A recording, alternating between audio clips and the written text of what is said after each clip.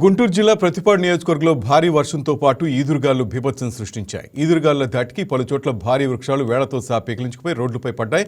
ఈ మేరకు వాహనదారులు తీవ్ర ఆందోళనకు గురయ్యారు.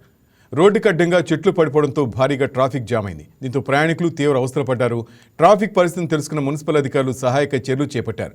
అటు విద్యుత్ తీగలపై కొమ్మలు విరిగిపడడంతో ముందు జాగ్రత్తగా ప్రాంతాల్లో విద్యుత్ సరఫరా నిలిపివేశారు. విద్యుత్ రంపాల సాయంతో చెట్లను తొలగించారు.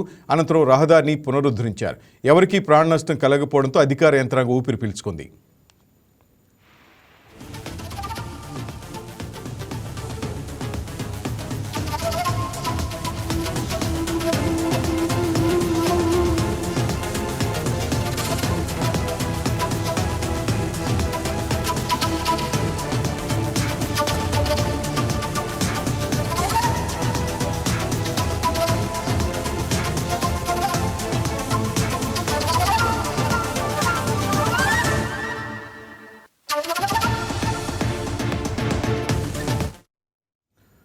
గుంటూరు జిల్లా ప్రతిపాడులో భారీ వర్షం కురిసింది. ఎవరికి ప్రాణ నష్టం కలగడంతో అధికారులు ఊపిరి పీల్చుకున్నారు.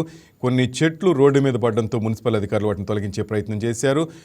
భారీ వర్షాల నేపథ్యంలో ప్రజలు అప్రమత్తంగా ఉండాలని కూడా అధికారులు హెచ్చరిస్తున్నారు. మన అప్డేట్స్ మా స్పెషల్ కరెస్పాండెంట్ కోటేశ్వరరావు నాయుడు తెలుసుకుందాం. కోటేశ్వరరావు, చెప్పండి. Good evening sir. గుంటూరు జిల్లాలో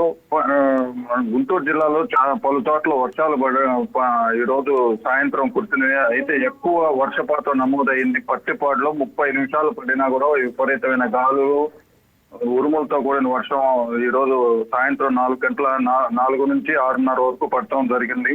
దీనివల్ల ఎవరికి ప్రాణ నష్టం లేదు. అయితే కొన్ని చెదురుమదురుగా షాపులు, వాటి మీద ఉన్న రేకులు అవి ఎగిరి గాలికి వెళ్ళిపోవటం జరిగింది సార్. రైట్, ప్రజెంట్ అంతా కూలేనా? ఇంకా అధికారులు ఏమంటున్నారు? ఎక్కడైనా మీరు చెప్తున్నట్టుగా చెట్లు కూలి రోడ్డు మీద పడ్డాయంటున్నారు. అధికారులు సహాయక చర్యల్లో ఉన్నారా?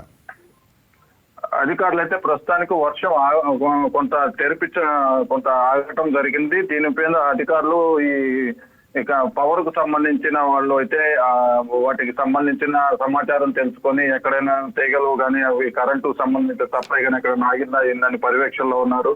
అంతేగాని వీటికి సంబంధించినంత వరకు ఎక్కడ ఎవరికి ప్రాణ నష్టం కానీ ఆస్తి నష్టం కానీ జరగలేదు. కాకపోతే చిన్న చెదురు మదురు ఆ షాపులు రోడ్డు సైడ్ ఉన్నటువంటి కొన్ని కొట్టుకుపోవటం జరిగింది. Thank you Koteshwar. ఈ వీడియో మీకు నచ్చినట్లయితే లైక్ చేయండి, షేర్ చేయండి, మా ఛానల్కి సబ్స్క్రైబ్ చేయండి.